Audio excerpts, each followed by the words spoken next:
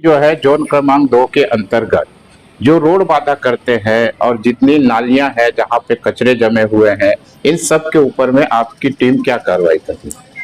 अभी हम लोगों का एक अभियान चल रहा है कि जो नालियां हैं उन नालियों को अतिक्रमण मुक्त कराएं और उनको साफ रखें ताकि जो बरसात का पानी और आम आदमी की रोजमर्रा की जो उपयोग का पानी है वो आसानी से निकल सके, क्या ताकि वहाँ पानी जमा ना हो, कीड़े मकोड़े ना हो, मच्छर ना हो और एक स्वस्थ वातावरण वहाँ हमको मिल सके। इसलिए हमारे पास आजू बाजू में जो ठेले गुमटी लगा रहे हैं, ठेले गुमटी वाले जो वहाँ पर कचरा फेंक देते हैं या डस्टबिन का जो कचरा रखते हैं, डस्टबिन में जाते समय वो वहीं पर डाल देते हैं।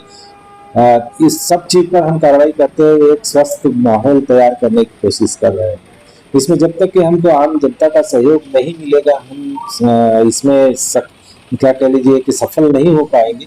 कुछ चीजें ऐसी जरूर होती है जिसमें हम लोग पीछे भी हट जाते हैं और पीछे हटने का कारण ये होता है कि कुछ परमानेंट स्ट्रक्चर है या कुछ चलायमान स्ट्रक्चर है। चलायमान स्ट्रक्चर को तो हम तत्काल हटा देते हैं, परमानेंट स्ट्रक्चर को हटाने में हमको थोड़ी सी दिक्कत हो जाती है क्योंकि उसमें इलेक्ट्रिक कनेक्शन होते हैं, बहुत सी चीजें होती है, तो हम उस पर भी कार्रवाई कर रहे हैं। उसके लिए भी हम लोगों को टाइम दिया हुआ था और जिन लोगों ने अभी नहीं हटाया है उनको भी आज हम फिर अनाउंसमेंट करके 24 घंटे का टाइम दे करके उनको भी हटाने की कार्रवाई कर रहे हैं, क्योंकि आने वाले समय में 1-1.5 महीने में बारिश आ जाएगी सर। हाँ, मैं आपकी बात से सहमत हूँ।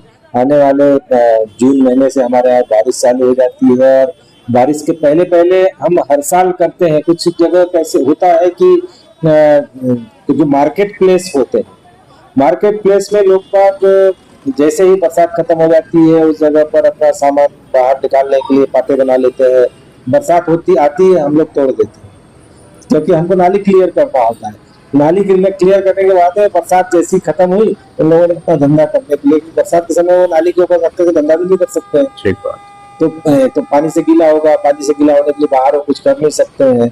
तो इन सब चीजों का हमको हर समय फेस करना होता है और क्योंकि हम लोग सब इसी व्यवस्था के और इसी समाज के अंग है तो सबको ध्यान में रखते हुए, इकोनॉमी को ध्यान में रखते हुए, लोगों की सुविधाओं को ध्यान में रखते हुए हम सब कार्रवाई करने की कोशिश करते हैं। हाँ, हमारा प्रयास ये रहता है कि हम किसी के साथ में पार्शियलिटी न करें, भेदभाव न करें, एक सिरे से जो चल रहे हैं तो अंतिम सिरे तक पहुंचे ताकि किसी को ये न लगे कि छोटे आदमी का या छोटे दुकानदार को छोड़ दिया गया, पकड़ लिया गया, बड़े दुकानदार को छोड़ दिया गया। हम कार्रवाई करेंगे तो दोनों पे करेंगे। हो सकता है मौके पे जो हमारे अफसर गए थे उन्होंने किसी कारण से या वहाँ मौके के ऊपर में उन्होंने जो व्यवस्था देखी, लैंड ऑर्डर देखा या दुकान की स्थिति देखी और उसको छोड़ दिया हो तो उनको वार्निंग दे करके और फिर से हम उस पर कार्रवाई करने की कोशिश करेंगे। हमारा प्रयास रहता है कि कोई भी हम पर ये ब्लेम न करे कि उसको छोड़ दिया और इसको पकड़ लिया। यही बात हो रही है सर, जब आपकी टीम कार्रवाई करने जा रही है तो ये बात पब्लिक उठा रही है कि देखिए मैं गरीब आदमी हूँ, मेरा तत्काल हो गया, मेरे सामने करोड़पति इंसान है और उसको जो है निगम की टीम 15-20 दिनों का समय देते, ये आवाज उठ रही है, इस पे क्या कहें? नहीं, 15-20 दिनों का टाइम हम लोग नहीं देते हैं, हमारी टीम भी नहीं देती है। होता यह है कि कुछ पहले जैसे कहा पक्का स्ट्रक्चर हो जाता है, पक्के स्ट्रक्चर में लाइट होता है, कुछ ऐसे जीवनदायी चीजें होती है जो कि उसको हटाने के लिए 2-4 दिन का समय लग सकता है। इससे ज्यादा का टाइम किसी को नहीं लगता है। तो हमारा भी प्रयास रहेगा और मेरा व्यक्तिगत भी प्रयास रहता है कि मैं उस व्यक्ति को उस बाजू वाले का उदाहरण देते हुए कि देखो एक गरीब जब अपने इन सब चीजों को व्यवस्थित कर सकता है तो एक बड़ा आदमी क्यों नहीं कर सकता।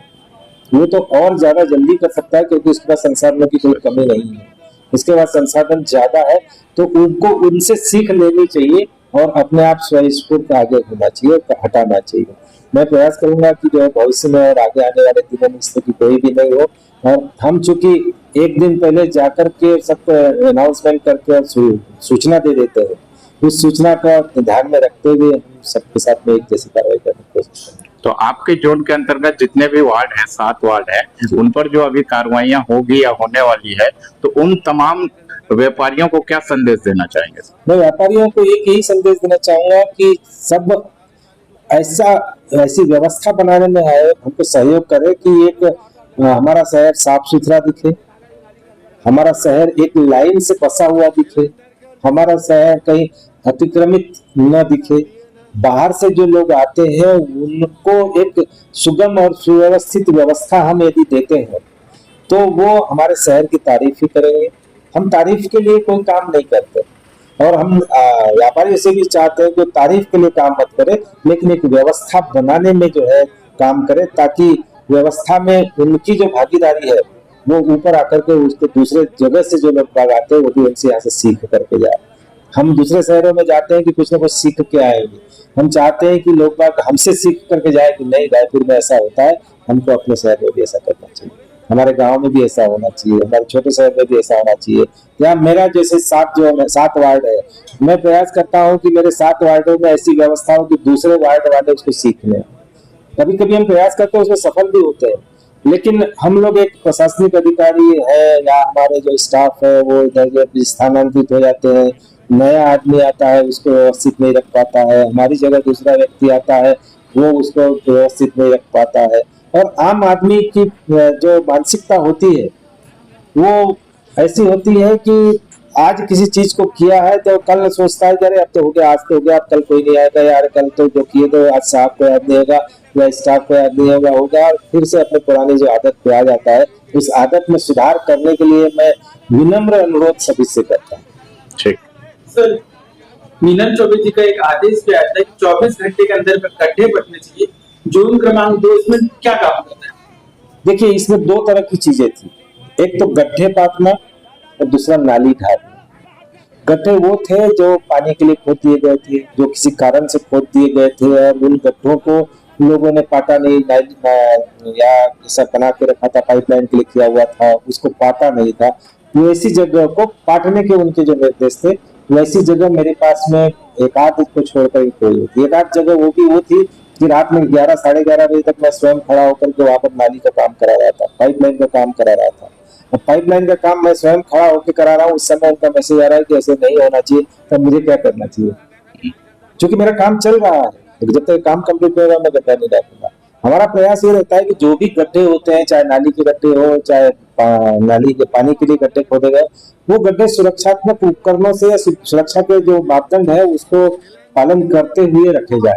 चारों तरफ उसके या तो उचित थोड़ी सी ईटा लगा दी जाए या दीवार लगा दी जाए या बैरिकेटिंग कर दी जाए या स्टॉपर्स लगा दिए जाए, और उन गड्ढों में कोई भी किसी व्यक्ति को जाने के लिए हम जो रोक सकते हैं वो रोकने के उसमें संसाधन के उपयोग किए जाने चाहिए। हमने किया है, हमने जैसे रेलवे स्टेशन के सामने किया था, रात में 11 बजे कि मैं खुद ही जो है गाड़ी खड़ी हो जाती थी, मैं हटाता चलो भाई साइड से निकल जाओ।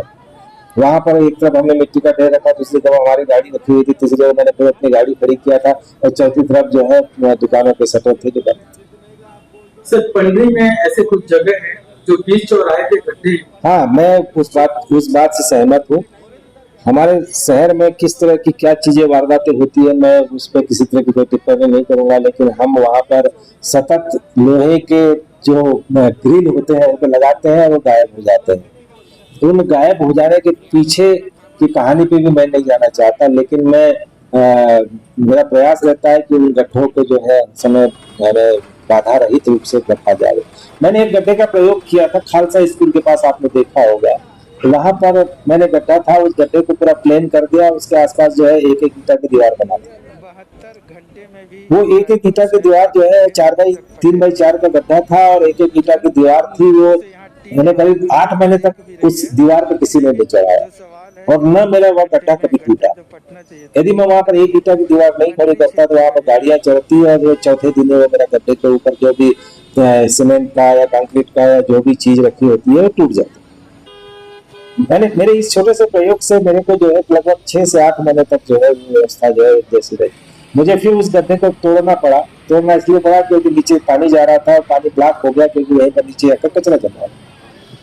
तो मैंने उसको तोड़ करके उसको फिर ऑब्स्टेकल किया और आज फिर वहां पर ले जा करके और उसमें जो ऊपर में सीमेंट कंक्रीट के जो हमने स्लैब बनाए हैं उसको रखा है।